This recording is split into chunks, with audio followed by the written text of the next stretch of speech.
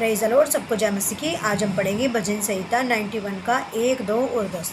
जो परम प्रधान के छाए हुए स्थान में बैठा रहे, वह सर्वशक्तिमान की छाया में ठिकाना पाएगा। मैं यहोवा के विषय कहूँगा, वह मेरा शरण स्थान और गढ़ है, वह मेरा परमेश्वर है, मैं उस पर भरोसा रखूँगा।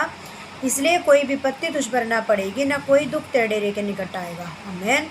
आज प्रभु यीशु मसीह हमसे कैसे बातें कर रहे हैं? वचन के द्वारा बातें कर रहे हैं कि प्रभु दाऊद राजा क्या कहता है, जो परम प्रधान के छाए हुए स्थान में बैठा रहे, वह सर्वशक्तिमान की छाया में ठिकाना पाएगा। परम प्रधान कौन है? प्रभु यीशु मसीह, जो उसके छाए हुए स्थान में बैठा रहता है, वो क्या करता है? सर्वशक्तिमान की छाया में ठिकाना पाता है।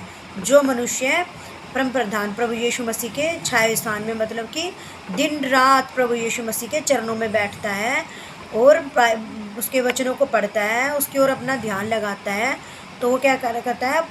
तो उसके छाए हुए स्थान में बैठा रहता है, वो सर्वशक्तिमान की छाया में ठिकाना पाता है, उसकी छाया में ठिकाना पाता है। वो मैं यहोवा के विषय कहूँगा, वह मेरा शरण स्थान और गढ़ है।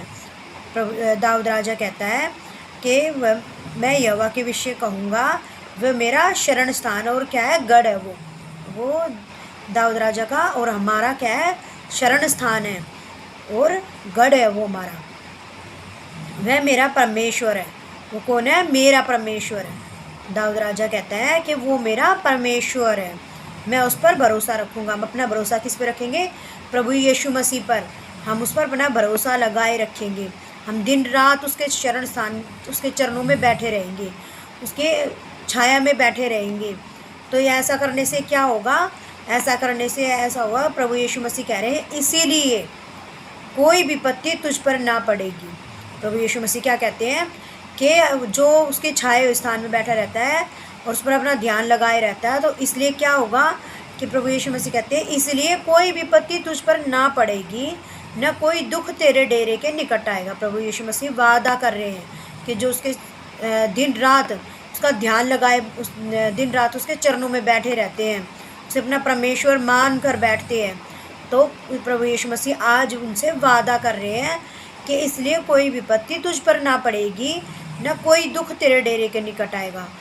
जो ना तो कोई विपत्ति पड़ेगी उस मनुष्य पर, और ना ही कोई भी किसी प्रकार का दुख उसके डेरे के, उसके घर के, उसके बच्चों के, उसके बिजनेस के, उसके जॉब के, उसके निकट कोई भी दुख नहीं आएगा। आज प्रभु यीशु मसीह इस वचन से बात कर रहे हैं कि जो कोई भी उसके परम प्रधान के छाया स्थान में बैठा रहता है, उसके किसके? सर्वशक्तिमान के छाया में ठिकाना पाता है। इसीलिए उस पर कोई भी विपत्ति ना पड़ेगी, ना कोई दुख उसके डेरे के निकट आएगा। इसलिए आज हम वचन को ग्रहण करेंगे और प्रभु यीशु मसीह से प्रार्थना करेंगे, और प्रार्थना करके इस वचन को हर रोज़ अपने जीवन में इस्तेमाल करेंगे। ये भजन संहिता है, ये 91 है, इसके 16 वचन है। अगर इन वचनों को कोई हर रोज़ सुनता है और अपने मुंह से बोल बोल कर अपने घर में प्रार्थना करता है, तो उसे किसी भी चीज़ से कोई भी हानि नहीं होगी। इसमें पूरे 16 जो वचन लिखे हुए हैं, इनको रोज़ पढ़ने से जो इन 16 वचनों को रोज़ नियमित पढ़ता है, उसके जीवन में कोई भी दिक्कत परेशानी नहीं आएगी।